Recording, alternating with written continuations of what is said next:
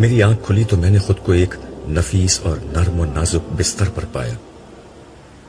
نائمہ بستر پر میرے قریب بیٹھی تھی، پریشان نگاہوں سے مجھے دیکھ رہی تھی۔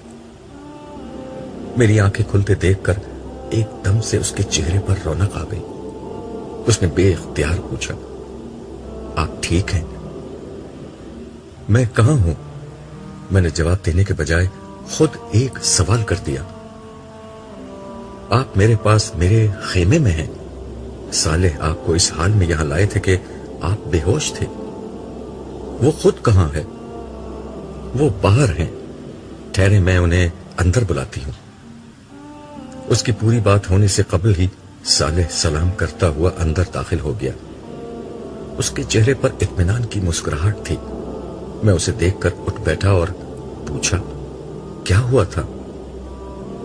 تم بے ہوش ہو گئے تھے۔ بخدا میں نے اپنے رب کا یہ روپ پہلی دفعہ دیکھا تھا۔ خدا کے بارے میں میرے تمام اندازے غلط تھے۔ وہ اس سے کہیں زیادہ عظیم ہے جتنا میں تصور کر سکتا تھا۔ مجھے اب اپنی زندگی کے ہر اس لمحے پر افسوس ہے جو میں نے خدا کی عظمت کے احساس میں بسر نہیں کیا۔ میری بات سن کر صالح نے کہا، یہ غیب اور حضور کا فرق ہے۔ دنیا میں خدا غیب میں ہوا کرتا تھا۔ آج پہلا موقع تھا کہ خدا نے غیب کا پردہ اٹھا کر انسان کو مخاطب کیا تھا۔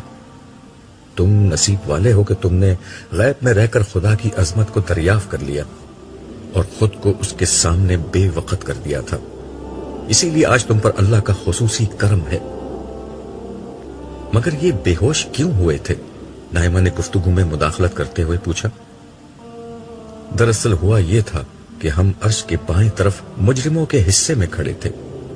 اسی وقت فرشتوں کا نزول شروع ہو گیا اور حساب کتاب کا آغاز ہو گیا۔ اللہ تعالیٰ نے چونکہ غضب کے عالم میں گفتگو شروع کی تھی اور اس ناراضی کا اصل رخ بائیں ہاتھ والوں ہی کی طرف تھا، اس لیے سب سے زیادہ اس کا اثر اسی بائیں طرف ہو رہا تھا۔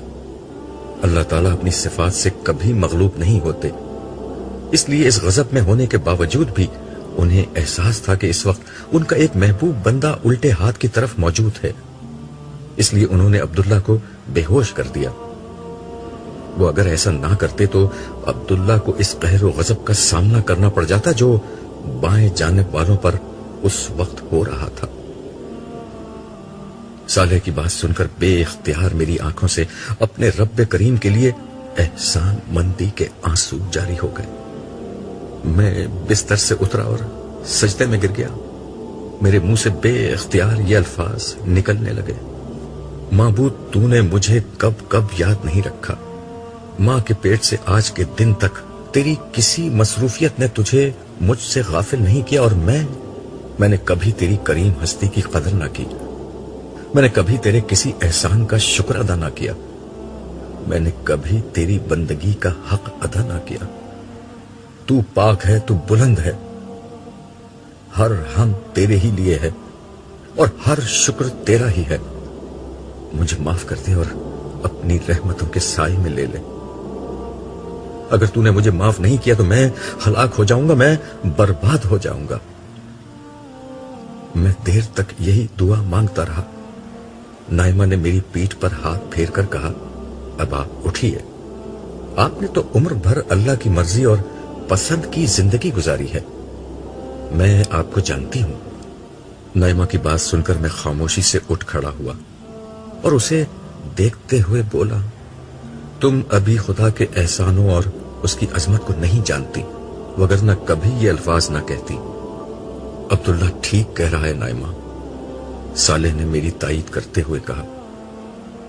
انسان کا بڑے سے بڑا عمل بھی خدا کی چھوٹی سی چھوٹی عنایت کے مقابلے میں کچھ نہیں۔ خدا عبداللہ سے زبان چھین لیتا تو یہ ایک لفظ نہیں بول سکتا تھا، ہاتھ چھین لیتا تو لکھ نہیں سکتا تھا۔ ہر نعمت اور ہر توفیق اسی کی تھی، انسان کچھ بھی نہیں، سب کچھ خدا ہے۔ آپ ٹھیک کہتے ہیں، میں نے اس پہلو سے غور نہیں کیا تھا۔ نائمہ نے اعتراف میں سر ہلاتے ہوئے کہا، اب ہمیں کہاں جانا ہے؟ میں نے صالح سے دریافت کیا، حساب کتاب شروع ہو چکا ہے، تمہیں وہاں پہنچنا ہوگا، لیکن پہلے ایک اچھی خبر سنو۔ وہ کیا ہے؟ جب حساب کتاب شروع ہوا تو اللہ تعالیٰ نے سب سے پہلے امت مسلمہ کے حساب کا فیصلہ کیا، اور جانتے ہو اس عمل میں تمہاری بیٹی لیلا نجات پا گئی۔ کیا؟ میں حیرت اور خوشی کے مارے چلا اٹھا۔ ہاں، صالح ٹھیک کہتے ہیں، نائمہ بولی، میں اس سے مل چکی ہوں۔ وہ اپنے باقی بھائی بہنوں کے ساتھ دوسرے خیمے میں موجود ہیں، وہاں سب آپ کا انتظار کر رہے ہیں۔ اور جمشید؟ میں نے صالح سے اپنے بڑے بیٹے کے متعلق پوچھا۔ جواب میں ایک سوگوار خاموشی چھا گئی۔ مجھے اپنے سوال کا جواب مل چکا تھا۔ میں نے کہا، پھر میں واپس حشر کے میدان میں جانا پسند کروں گا، شاید کوئی راستہ نکل آئے۔ ٹھیک ہے، صالح بولا، اور پھر میرا ہاتھ تھام کر خیمے سے باہر آ گیا۔ خیمے سے باہر آ کر میرا پہلا سوال یہ تھا، میں جمشید کے لیے کیا کر سکتا ہوں؟ تم لیلا کے لیے کچھ نہیں کر سکے تو جمشید کے لیے کیا کر سکو گے؟ کیا تم اللہ تعالیٰ کو بتاؤ گے کہ اسے کیا کرنا چاہیے؟ استغفر اللہ، میرا مطلب ہرگز یہ نہیں تھا۔ میں نے فوراً جواب دیا، مگر صالح کی بات پر جمشید کو بچانے کا جوش ٹھنڈا ہو چکا تھا۔ کچھ دیر توقف کے بعد میں نے دریافت کیا، اچھا یہ بتاؤ کہ میرے بے ہوش ہونے کے بعد حشر کے میدان میں کیا ہوا؟ تم جب ہوش میں تھے تمہیں اس وقت بھی پوری طرح معلوم نہیں تھا کہ وہاں کیا ہو رہا ہے؟ اسے پوچھنا ہے تو کسی مجرم سے پوچھو۔ ادھر گروہ در گروہ فرشتے نازل ہو رہے تھے اور ادھر مجرموں کی جان پر بن رہی تھی۔ پھر جس وقت سجدے میں جانے کا حکم ہوا تو سارے لوگ سجدے میں تھے، اور یہ بدبخت اس وقت بھی خدا کے سامنے سینہ تانے کھڑے تھے۔ یہ ان کی کمر تختہ ہو جانے کا نتیجہ تھا؟ ہاں، یہ ان کی سزا تھی۔ اس کے بعد جب اللہ تعالیٰ نے دریافت کیا کہ میں بادشاہ ہوں، میرے سوا اور بادشاہ کہاں ہے، اس وقت بھی یہی مجرم سینہ تانے اس کے سامنے کھڑے تھے۔ کاش تم دیکھ سکتے کہ اس وقت ان مجرموں کے ساتھ کیا ہو رہا تھا۔ ان کے دل کٹے جا رہے تھے، کلیجے منہ کو آ رہے تھے، آنکھیں خوف اور دہشت سے پھٹی ہوئی تھی۔ مجرم بے بسی سے اپنی انگلیاں چبا رہے تھے، مگر مجبور تھے کہ اس وقت بھی ساری کائنات کے بادشاہ کے سامنے سینہ تان کر کھڑے رہیں۔ پھر کیا ہوا؟ ظاہر ہے حساب کتاب تو فردن فردن ہونا تھا، لیکن اس موقع پر مجرموں کے سامنے ان کا انجام بالکل نمایاں کر دیا گیا۔ وہ اس طرح کے جہنم کا دہانہ مکمل طور پر کھول دیا گیا، جس کے بعد میدان حشر کے بائیں حصے کا ماحول انتہائی خوفناک ہو گیا۔ جہنم گویا جوش کے مارے ابلی جا رہی تھی۔ ایسا لگ رہا تھا کہ جیسے وہ مجرموں کو دیکھ کر شدت غضب سے پھٹی جا رہی ہو۔ اس کے دھاڑنے کی آواز دور دور تک سنی جا رہی تھی، اور اس کے شعلے بے قابو ہو کر باہر نکلے جا رہے تھے۔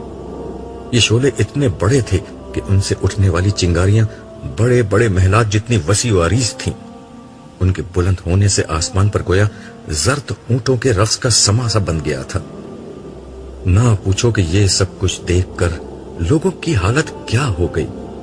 انہیں محسوس ہو رہا تھا کہ اس سے قبل حشر کی جو سختیاں تھیں وہ کچھ بھی نہیں تھیں۔ حساب کتاب کیسے شروع ہوا؟ سب سے پہلے حضرت آدم کو پکارا گیا، جو پوری انسانیت کے باپ اور پہلے نبی تھے۔ انہوں نے عرض کیا، لبیک، میں حاضر ہوں اور تیری خدمت میں مستعد ہوں، اور سب بھلائیاں تیرے دونوں ہاتھوں میں ہیں۔ اپنی اولاد میں سے اہل جہنم کو الگ کر لو۔ حکم ہوا، کتنوں کو الگ کروں؟ انہوں نے دریافت کیا تو فرمایا گیا، ہر 1000 میں سے 999۔ تم اندازہ نہیں کر سکتے عبداللہ، یہ سن کر حشر کے میدان میں کیا کوہرام مچ گیا تھا۔ لیکن اتنی بڑی تعداد میں لوگوں کی جہنم کا فیصلہ کیوں ہوا؟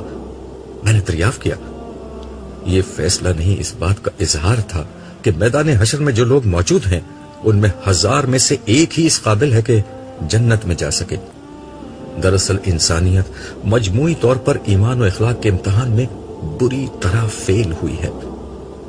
چنانچہ اللہ تعالیٰ کے عدل کے تحت اصولی طور پر اتنے ہی لوگ جہنم کے مستحق ہو چکے ہیں، مگر جیسا کہ رسول اللہ صلی اللہ علیہ وسلم نے دنیا میں بتا دیا تھا کہ اللہ تعالیٰ کی رحمت کے 100 حصے کیے جائیں تو اس کی رحمت کا صرف ایک حصہ دنیا میں ظاہر ہوا تھا، اور باقی 99 حصے اس نے آج کے دن کے لیے روک رکھے تھے۔ چنانچہ اس کی رحمت کا ظہور ہوا اور اس نے ناکام لوگوں کی جہنم کا فیصلہ سنانے کے بجائے پہلے مرحلے پر ان لوگوں کو بلانے کا فیصلہ کیا جن کے کامیاب ہونے اور نجات پانے کے امکانات سب سے زیادہ تھے۔ یعنی مجموعی طور پر اچھے لوگ؟ ہاں، ہر امت کے ان لوگوں کو جن کی نجات بس ایک رسمی حساب کتاب کا تقاضا کرتی ہے۔ اس عمل کا آغاز امت مسلمہ سے شروع ہو چکا ہے، مگر دیگر امتوں کا نمبر بھی جلد آ جائے گا، کیونکہ کل انسانی آبادی میں سے ایسے لوگ صرف 1% ہی ہیں۔ باقی لوگوں کا معاملہ وہ بعد میں دیکھیں گے۔ اس کا فائدہ یہ ہوگا کہ اگر حشر کی سختی کسی کے گناہوں کا بدل بن سکتی ہے تو بن جائے۔ یہ کہنے کے بعد صالح لمحے بھر کو رکا اور پھر تعصب سے بولا، ویسے میں دوسرے لوگوں کے لیے زیادہ امکانات نہیں دیکھتا۔ کیوں؟ میں نے پوچھا۔ اس کی وجہ شرک ہے۔ اللہ تعالیٰ شرک کے معاملے میں بہت غیرت مند ہے۔ تم جانتے ہو کہ انسانیت کا ہر دور میں سب سے بڑا مسئلہ شرک ہی رہا ہے۔ اسی شرک کی وجہ سے آج سب سے زیادہ لوگ مارے جائیں گے، کیونکہ شرک کی معافی کا امکان نہ ہونے کے برابر ہے۔ ہاں، کسی کے حالات اور ماحول کا کوئی عذر ہوا تو خیر ہے، وگرنہ شرک کرنے والے کسی شخص کے لیے آج نجات کی معمولی سی بھی کوئی امید نہیں ہے، چاہے وہ مسلمان ہو۔ میں نے دریافت کیا۔ ہاں، صالح نے جواب دیا۔ شرک جہنم کی آگ کا شعلہ تھا۔ آج یہ لازماً ہر اس شخص کو جلائے گا جس نے اللہ کے سوا کسی اور کو اس کی ذات، صفات یا حقوق و اختیارات میں شریک ٹھہرایا تھا، غیر اللہ کی عبادت کی تھی، اس سے دعا مانگی تھی، اس کو سجدہ کیا تھا، اس کو خدا کا شریک سمجھا تھا اور صفات و اختیارات الہی میں حصہ دار ٹھہرایا تھا۔ اللہ اکبر، لا الہ الا اللہ بے اختیار میرے منہ سے نکلا۔ ایک بات میری سمجھ میں نہیں آئی۔ میں نے چلتے چلتے صالح سے پوچھا، وہ کیا؟ وہ یہ کہ اولین سے آخرین تک مسلمانوں کی تعداد کروڑوں بلکہ اربوں میں تھی، تو پھر لیلا کا نمبر بالکل ابتدائی میں کیسے آ گیا؟ تم کیا سمجھتے ہو کہ اللہ تعالیٰ شناختی کارڈ دیکھ کر فیصلہ کرتے ہیں کہ کون مسلمان ہے اور کون نہیں؟ میں سمجھا نہیں کہ تمہاری اس بات کا کیا مطلب ہے۔ مطلب یہ ہے کہ مسلمانوں کی غالب ترین اکثریت نے اپنے لیے مسلمان ہونے کی شناخت پسند ہی نہیں کی۔ بیشتر لوگوں کے لیے ان کا اپنا فرقہ، اپنے اکابرین اور اپنا مسلک ہی اصل شناخت بنا رہا۔ چنانچہ آج کے دن جب امت مسلمہ کا حساب کتاب شروع ہوا تو پہل صرف ان لوگوں کو بلایا گیا جو صدق دل کے ساتھ توحید کے ماننے والے اور ہر قسم کے فرقہ واریت سے اوپر اٹھ کر صرف رسول اللہ صلی اللہ علیہ وسلم کی طرف اپنی نسبت کرنے والے، ہر طرح کی بدعتوں اور انحراف سے اپنے دین کو محفوظ رکھنے والے لوگ تھے۔ یہ وہ لوگ تھے جنہوں نے کبھی حق کے معاملے میں اپنے تعصبات اور وابستگیوں کو اہمیت نہیں دی۔ جب کبھی حق سامنے آیا تو انہوں نے کھلے دل سے اسے قبول کیا۔ ایسے لوگوں میں عرش کے سائے تلے کھڑے صالحین بھی شامل تھے، اور وہ لوگ بھی جن کے اچھے اعمال کے ساتھ برے رویے بھی ملے ہوئے تھے، اور اسی بنا پر وہ میدان حشر میں کھڑے تھے۔ مگر اللہ تعالیٰ کی ذات کریم نے ان کے برے اعمال کو نظر انداز کر دیا اور نیک اعمال کی بنا پر نجات کا پروانہ ان کے ہاتھ میں تھما دیا۔ ایسے لوگوں کی تعداد بہت کم تھی، اس لیے تمہاری بیٹی لیلا کا نمبر جلدی آ گیا۔ وہ کم از کم اس معاملے میں بالکل پکی نکلی تھی۔ جو اس کی عملی کمزوریاں تھیں وہ حشر کی سختی جھیلنے کی بنا پر قابل مواخذہ قرار نہیں پائیں، بلکہ رب کریم نے کمال عنایت سے اسے بھی تمہارے ساتھ کر دیا، حالانکہ اس کے عمل تمہارے جیسے نہیں تھے، مگر میرا حساب کتاب اور فیصلہ تو ابھی ہوا نہیں۔ تم اس وقت جہاں ہو اس کا مطلب ہی یہ ہے کہ فیصلہ ہو چکا ہے، البتہ اعلان ابھی نہیں ہوا۔ اور بے فکر رہو، حشر کے دن کے اختتام پر سب سے آخر میں ہوگا۔ ایسا کیوں؟ میں نے دریافت کیا تو صالح نے وضاحت کی۔ میں نے پہلے تمہیں بتایا تھا کہ 4 قسم کے لوگ ہیں جن کی نجات کا فیصلہ موت کے وقت ہی ہو جاتا ہے، یعنی انبیاء، صدیقین، شہداء اور صالحین۔ میں نے اسبات میں گردن ہلائی۔ صالح نے اپنی بات جاری رکھی۔ ان میں سے انبیاء اور شہداء وہ لوگ ہیں جن کا اصل کارنامہ عام لوگوں پر دین حق کی شہادت دینا اور توحید و آخرت کی طرف لوگوں کو بلانا ہے۔ آج قیامت کے دن ان دونوں گروہوں کے افراد اپنی اس شہادت کی روداد اللہ کے حضور پیش کریں گے جو انہوں نے دنیا میں لوگوں پر دی تھی۔ اس طرح لوگوں کے پاس یہ عذر نہیں رہ جائے گا کہ حق اور سچائی انہیں معلوم نہیں ہو سکی، کیونکہ یہ انبیاء اور شہداء سچائی کو کھول کھول کر بیان کرتے رہے تھے۔ چنانچہ اس شہادت کی بنیاد پر لوگوں کا احتساب ہوگا اور ان کی ابدی مستقبل کا فیصلہ کر دیا جائے گا۔ یہ فیصلے ہوتے رہیں گے یہاں تک کہ سارے انسان نمٹ جائیں گے، اور آخر میں تمہارے جیسے سارے شہداؤں کو بلا کر ان کی کامیابی کا اعلان کیا جائے گا۔ اس کے بعد پھر کہیں جا کر لوگوں کو جنت اور جہنم کی طرف روانہ کیا جائے گا۔ تو اس کا مطلب یہ ہے کہ لوگ فوراً جنت یا جہنم میں نہیں جائیں گے؟ نہیں، فوراً نہیں جائیں گے، بلکہ ایک ایک شخص کا حساب کتاب ہوتا جائے گا۔ اگر وہ کامیاب ہے تو سیدھے ہاتھ کی طرف عزت و آسائش میں، اور ناکام ہے تو الٹے ہاتھ کی طرف ذلت اور عذاب میں کھڑا کر دیا جائے گا۔ جب سب لوگوں کا حساب کتاب ہو جائے گا تو پھر لوگ گروہ در گروہ جنت اور جہنم کی طرف لے جائے جائیں گے۔ اور سب سے پہلے رسول اللہ صلی اللہ علیہ وسلم جنت کا دروازہ کھلوائیں گے، اور پھر اہل جنت زبردست استقبال اور سلام و خیر و مقدم کے ساتھ جنت میں داخل ہوں گے۔ اس وقت رسول اللہ صلی اللہ علیہ وسلم کہاں ہیں؟ اس وقت حضور حوض کوثر کے پاس ہیں۔ آپ کی امت میں سے جس کسی کا حساب کتاب ہو جاتا ہے اور وہ کامیاب ہوتا ہے تو اسے پہلے حضور کے پاس لایا جاتا ہے، جہاں جام کوثر سے اس کی تواضع ہوتی ہے، جس کے بعد وہ نہ صرف حشر کی ساری سختی اور پیاس بھول جاتا ہے بلکہ آئندہ پھر کبھی پیاسا نہیں ہوتا۔ ویسے تمہیں جام کوثر یاد ہوگا؟ کیوں نہیں؟ میں نے جواب دیا۔ صالح کی باتیں سن کر میرے دل میں رسول اللہ صلی اللہ علیہ وسلم سے ملاقات کا اشتیاق پیدا ہو گیا۔ میں نے صالح سے کہا، کیوں نہ ہم پہلے بارگاہ رسالت میں حاضر ہو جائیں؟ ابھی میری زبان سے جملہ نکلا ہی تھا کہ ایک صدا بلند ہوئی، امت محمدیہ کے کامیاب لوگوں کا حساب مکمل ہو گیا ہے، اب امت عیسوی کا حساب شروع ہو رہا ہے۔ عیسیٰ ابن مریم مسیح علیہ السلام اللہ کے رسول اور بنی اسرائیل کے آخری پیغمبر پروردگار عالم کی بارگاہ میں حاضر ہوں۔ میں نے سوالیہ نظروں سے صالح کو دیکھا تو اس نے کہا، اب حضرت عیسیٰ اپنی قوم پر گواہی دیں گے، وہ اللہ تعالیٰ کے سوال کے جواب میں اپنی تعلیمات کا خلاصہ پیش کریں گے۔ یہ اپنی قوم کے مجرموں کے خلاف ان کی شہادت ہوگی، اور صحیح عقیدے اور عمل والوں کے حق میں یہ ایک نوعیت کی شفاعت بن جائے گی۔ اس کے بعد ان کی امت میں سے جن لوگوں کے عقیدے بالکل اس تعلیم کے مطابق ہوئے، ان کی غلطیاں اللہ تعالیٰ نظر انداز کر دیں گے، اور سرسری حساب کتاب کے بعد وہ سب کامیاب قرار پائیں گے۔ کیا یہی کچھ مسلمانوں کے معاملے میں ہوا تھا؟ ہاں، سب سے پہلے نبی و آخر زمان کو بلایا گیا تھا اور انہوں نے گواہی دی تھی۔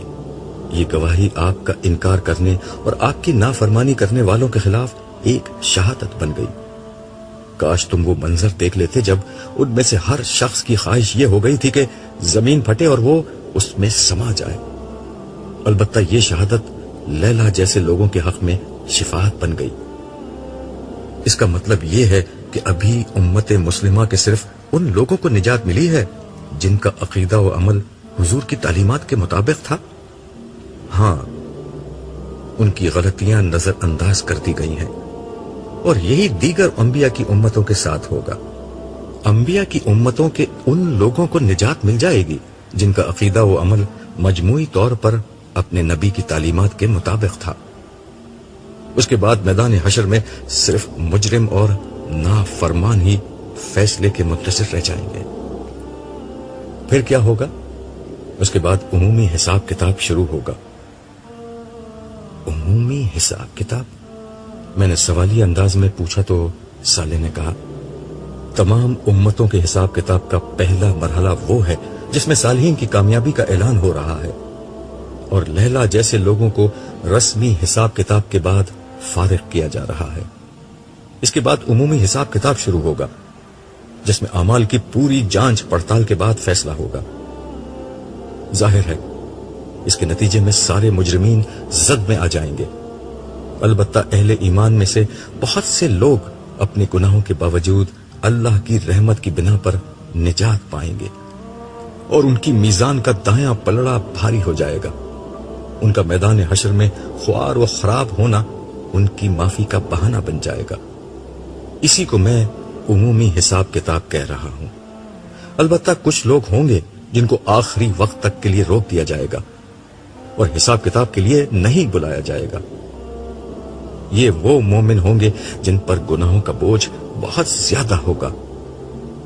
ان لوگوں کے لیے انتظار کا یہ انتہائی طویل وقت ہزاروں بلکہ شاید لاکھوں سال تک چلتا چلا جائے گا، جس میں انہیں بدترین سختیاں، مصیبت اور پریشانی جھیلنا ہوگی۔ پھر کہیں جا کر ان کی نجات کا کوئی امکان پیدا ہوگا۔ وہ امکان کیا ہوگا؟ وہ امکان اللہ تعالیٰ کی اس رحمت کا ظہور ہے کہ وہ اپنے عدل کے مطابق لوگوں کو مکمل سزا دینے کے بجائے حشر کی سزا کو ان کے گناہوں کا کفارہ بنا دے گا، اور اس کے بعد ان کی معافی کا سبب اپنے نبیوں اور خاص کر رسول اللہ صلی اللہ علیہ وسلم کی اس درخواست کو بنا دے گا کہ ان کا حساب کتاب بھی کر ہی دیا جائے۔ مگر حشر کی اتنی تکلیف اٹھانا اور پھر نجات پانا تو کوئی اچھا طریقہ نہیں ہوا۔ میں نے تعصب بھرے لہجے میں پوچھا تو صالح نے جواب میں کہا، اچھا طریقہ بتانے ہی تو انبیاء کرام آئے تھے کہ ایمان لاؤ، عمل صالح کرو، اور کوئی غلطی ہو جائے تو معافی مانگ لو۔ نجات کا سب سے سادہ اور آسان نسخہ یہی تھا، مگر نبیوں کی بات کسی نے سنی ہی نہیں، اور اس کا نتیجہ آج بھگت لیا۔ میں نے اس کی تائید کرتے ہوئے کہا، تم ٹھیک کہہ رہے ہو، یہ تو بڑی خرابی اور خواری کے بعد معافی ہوئی۔ میں تو لیلا کی پریشانی نہیں دیکھ سکا جو ابتدا ہی میں نجات پا گئی، تو ان لوگوں کا کیا ہوگا جو آخر تک انتظار کرتے رہیں گے اور حشر کی سختیاں اور مصائب برداشت کرتے رہیں گے۔ میرے بھائی، تم نے لیلا کو جن حالات میں دیکھا تھا وہ تو بہت اچھے تھے، لیکن اب میدان حشر کا ماحول بہت بھیانک ہو چکا ہے۔ اس کی وجہ یہ ہے کہ جہنم کا دہانہ مکمل طور پر کھول دیا گیا ہے، جس کے بعد صرف حشر کی گرمی ہی نہیں بلکہ جہنم کا نظارہ اور اس میں جانے کا امکان بھی لوگوں کو مارے ڈال رہا ہے۔ اللہ تعالیٰ کا غضب مجرموں پر بھڑک رہا ہے۔ لوگ اپنے سامنے تباہی اور رسوائی کے دروازے کھلے دیکھ رہے ہیں۔ یہ سب اتنا ہولناک ہے کہ انسان کی برداشت سے باہر ہے۔ سب سے بڑی بات یہ ہے کہ کسی کو نہیں معلوم کہ اس کے ساتھ کیا ہوگا۔ اس لیے اس وقت تم اہل محشر کے خوف اور ان کی ذہنی و جسمانی عذاب اور نفسیاتی اذیت کا اندازہ نہیں کر سکتے۔ میں دل میں سوچنے لگا، کیا یہی وہ طریقہ تھا جس کے ذریعے سے لوگ نجات کی آس لگا بیٹھے تھے؟ کاش لوگ دنیا ہی میں سمجھ لیتے کہ نجات کا انحصار ایمان اور عمل صالح پر ہوگا۔ حضور نے ساری عمر اسی کی دعوت دی تھی، مگر لوگوں کی خوش فہمیوں کا کیا کیجیے۔ حضور کی اصل دعوت کو انہوں نے پیچھے پھینک دیا اور اپنے گمانوں کی جھوٹی دنیا آباد کر لی۔ ان کا خیال تھا کہ وہ کچھ نہ بھی کریں تو شفاعت انہیں بخشوا دے گی۔ مگر آج یہ بالکل واضح ہو چکا ہے کہ نجات ایمان اور عمل صالح پر ملے گی۔ ہر وہ بڑا گناہ جس کی توبہ نہیں کی، اس کی سزا آج حشر کی سختی اور جہنم کے بھیانک سائے تلے بھگتنا پڑے گی۔ اے کاش کہ لوگوں کو یہ بات آج سمجھ آنے کے بجائے دنیا ہی میں سمجھ آ جاتی تو ان کی ساری زندگی توبہ کرتے گزرتی۔ میں اپنی سوچوں میں گم تھا کہ صالح نے مجھے دیکھ کر کہا، میرا خیال ہے کہ حوض کوثر پر جانے سے قبل حضرت عیسیٰ کی گواہی کا منظر دیکھ لیتے ہیں، پھر رسول اللہ صلی اللہ علیہ وسلم کے پاس چلیں گے۔ ہم ایک دفعہ پھر میدان حشر میں آ چکے تھے، مگر اس دفعہ ہم عرش الہی کے دائیں طرف کھڑے تھے۔ عرش الہی کی تجلیات سے زمین و آسمان منور تھے۔ کامیاب لوگوں کے لیے یہ تجلیات مسرت و شادمانی کا پیام تھی، جبکہ مجرموں پر یہ قہر بن کر نازل ہو رہی تھی۔ عرش الہی کے چاروں طرف فرشتے ہاتھ باندھے حلقہ در حلقہ کھڑے تھے۔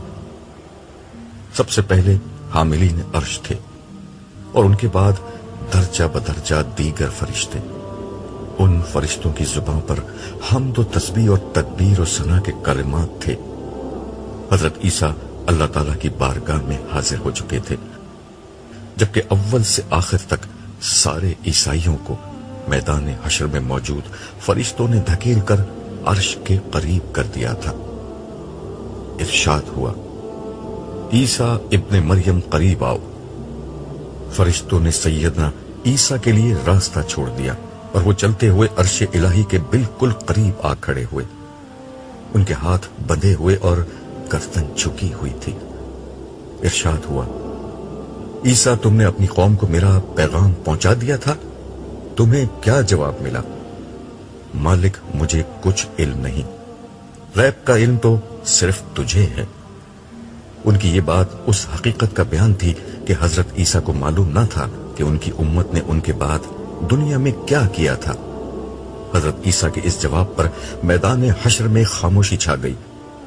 کچھ لمحے بعد آسمان پر ایک دھماکہ ہوا، تمام نظریں آسمان کی طرف بلند ہو گئیں۔ آسمان پر ایک فلم سی چلنے لگی۔ اس فلم میں عیسائی حضرت عیسیٰ اور حضرت مریم کے مجسموں کے سامنے سر ٹیک رہے تھے۔ بازاروں میں سلیب پکڑے لوگ جلوس نکال رہے تھے۔ گرجوں میں مسیح و مریم کی پرستش ہو رہی تھی۔ مسیح کو مشکل کشا سمجھ کر ان سے مدد مانگی جا رہی تھی۔ ان کی تعریف کے نغمے گائے جا رہے تھے۔ پادری تقریروں میں انہیں خدا کا بیٹا ثابت کرنے کے لیے ایڑی چوٹی کا زور لگا رہے تھے۔ میں یہ منظر دیکھتا ہوا سوچ رہا تھا کہ عیسائیوں نے انسانی تاریخ کے سب سے بڑے شرک کو جنم دیا تھا، حالانکہ اللہ تعالیٰ نے تو اپنے پیغمبر حضرت عیسیٰ کو توحید ہی کی دعوت دے کر بھیجا تھا۔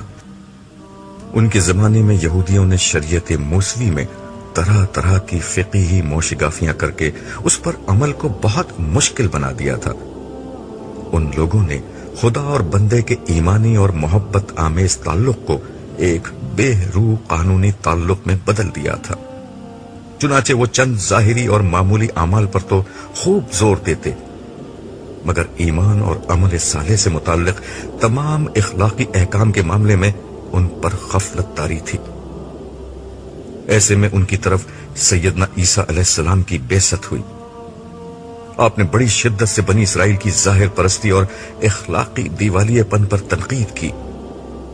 اپنے زمانے کے مذہبی لوگوں پر تنقید کرتے ہوئے انہوں نے فرمایا تھا، اے ریاکاروں، فقیہوں اور فریسیوں، تم پر افسوس کہ تم بیواؤں کے گھروں کو دبا بیٹھتے ہو اور دکھاوے کے لیے نمازوں کو طول دیتے ہو، تمہیں زیادہ سزا ہوگی۔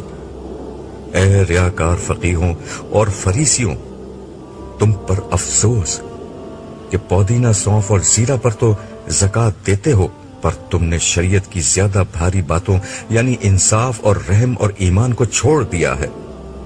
لازم تھا کہ یہ بھی کرتے، وہ بھی نہ چھوڑتے۔ اے اندھے راہ بتانے والوں، جو مچھر کو تو چھانتے ہو اور اونٹ کو نگل جاتے ہو، اے ریاکار فقیہوں اور فریسیوں، تم پر افسوس کہ پیالے اور رکابی کو اوپر سے صاف کرتے ہو، مگر وہ اندر لوٹ اور ناپرہیزگاری سے بھرے ہیں۔ اے اندھے فریسی، پہلے پیالی اور رکابی کو اندر سے صاف کر تاکہ وہ اوپر سے بھی صاف ہو جائے۔ اے ریاکار فقیہوں اور فریسیوں، تم پر افسوس کہ تم سفیدی پھری ہوئی قبروں کی مانند ہو، جو اوپر سے تو خوبصورت دکھائی دیتی ہیں مگر اندر مردوں کی ہڈیوں اور ہر طرح کی نجاست سے بھری ہیں۔ اسی طرح تم بھی ظاہر میں تو لوگوں کو راس باز دکھائی دیتے ہو مگر باطن میں بے دینی اور ریاکاری سے بھرے ہو۔ آپ کی اس تنقید پر یہودی آپ کے سخت دشمن ہو گئے اور یہاں تک کہ وہ آپ کے قتل پر آمادہ ہو گئے، مگر اللہ تعالیٰ نے آپ کو ان کے مکر سے بچا کر اپنی طرف اٹھا لیا۔ بدقسمتی سے مسیح کے بعد سینٹ پال نامی آپ کے کٹر یہودی دشمن نے آپ کی پیروی کا لباس پہن کر آپ کی پوری تعلیمات کو مسخ کر کے رکھ دیا۔ ایک طرف اس نے اعلان کیا کہ شریعت کی پابندی صرف یہودیوں کے لیے ضروری ہے، دیگر لوگوں کے لیے نہیں۔ دوسری طرف اس نے حضرت عیسیٰ اور ان کی والدہ کو الوحیت کے مقام پر فائز کر دیا۔ چنانچہ آہستہ آہستہ عیسائیت دنیا کا سب سے بڑا مشرکانہ مذہب بن گیا۔ عیسائی مسیح کو خدا کا بیٹا سمجھتے، مشکل کشا سمجھ کر ہر مصیبت میں ان کا نام لیتے، مگر یہ ایک جھوٹ تھا جس کا جھوٹ ہونا آج بالکل کھل گیا ہے۔ میں یہ سب سوچ ہی رہا تھا کہ میدان حشر میں عیسائیوں کے رونے کی صدائیں بلند ہونے لگی۔ عیسائیوں کو اپنے کرتوت صاف نظر آ گئے تھے اور ان کا بھیانک انجام جہنم کی شکل میں منہ کھولے ان کے سامنے کھڑا تھا۔ یکا یک بہت سے مسیحی چلانے لگے، خداوند ہم نے مسیح کی تعلیمات پر عمل کیا تھا، تو نے اپنے مسیح کو ہماری طرف بھیجا، اس نے ہمیں بتایا کہ وہ تیرا بیٹا ہے جسے تو نے ہماری نجات کے لیے بھیجا ہے۔ ایک تیز ڈانٹ فضا میں بلند ہوئی اور سب لوگ ٹھٹک کر خاموش ہو گئے۔ مسیح سے پوچھا گیا، عیسیٰ، کیا تم نے ان لوگوں سے کہا تھا کہ اللہ کو چھوڑ کر مجھے اور میری ماں کو اپنا معبود بنا لو؟ گرچہ یہ ایک بہت سادہ سا سوال تھا مگر یہ سنتے ہی حضرت عیسیٰ پر لرزہ طاری ہو گیا۔ ان کے پاؤں کے لیے ان کا بوجھ اٹھانا مشکل ہو گیا۔ یہ دیکھ کر اللہ تعالیٰ نے فرمایا، عیسیٰ تم میرے محبوب پیغمبر ہو، میرے پیغمبر میرے حضور ڈرا نہیں کرتے، اطمینان سے میری بات کا جواب دو۔ اس جملے کے ساتھ ہی دو فرشتے حضرت عیسیٰ کے قریب آئے اور انہیں سہارا دے کر ایک نشست پر بٹھا دیا۔ یہ منظر انتہائی عبرتناک تھا۔ حضرت عیسیٰ خدا کے ایک انتہائی عزیز اور محبوب پیغمبر تھے، مگر بدقسمتی سے وہی انسانی تاریخ کی ایسی ہستی بن گئے جنہیں سب سے بڑے پیمانے پر اللہ تعالیٰ کے مقابلے میں لا کھڑا کیا گیا۔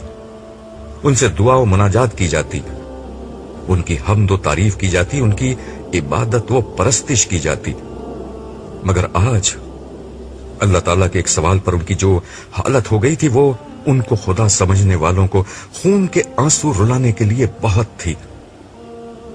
آج سب نے جان لیا تھا کہ خدا کے مقابلے میں کسی کی کوئی حیثیت نہیں ہے۔ میں نے دل میں سوچا کہ ایک ایک کر کے خدا کے ایسے ہی دیگر صالح بندے آئیں گے جنہیں دنیا میں ایسے ناموں اور صفات سے پکارتے تھے جو صرف خدا کو زیب دیتی ہیں، مگر آج ان میں سے ہر شخص انکار کر دے گا کہ ہم نے لوگوں سے اس نوعیت کی کوئی بات کہی تھی۔ ہر ایک کا حال یہ ہوگا کہ مسیح کی طرح کسی میں بھی خدا کے سامنے کھڑے ہونے کی طاقت نہیں ہوگی۔ کاش ان کے نام پر دھوکہ کھانے والے لوگ خدا کی یہ عظمت پہلے ہی دریافت کر لیتے۔ کاش لوگ انسانوں کو خدا کے مقابلے میں نہ لے کر آتے۔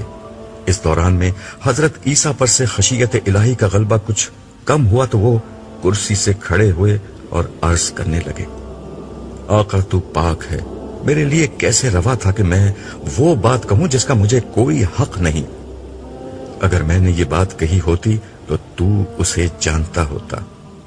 میں نے تو ان سے وہی بات کہی جس کا نے مجھے حکم دیا کہ اللہ کی بندگی کرو جو میرا بھی رب ہے اور تمہارا رب بھی، اور میں ان پر گواہ رہا جب تک ان میں موجود رہا۔ پھر جب تو نے مجھے اٹھا لیا تو تو ہی ان پر نگراں رہا، اور تو ہر چیز پر گواہ ہے۔ اگر تو ان کو سزا دے تو یہ تیرے بندے ہیں، اور اگر تو انہیں بخش دے تو غالب اور حکمت والا ہے۔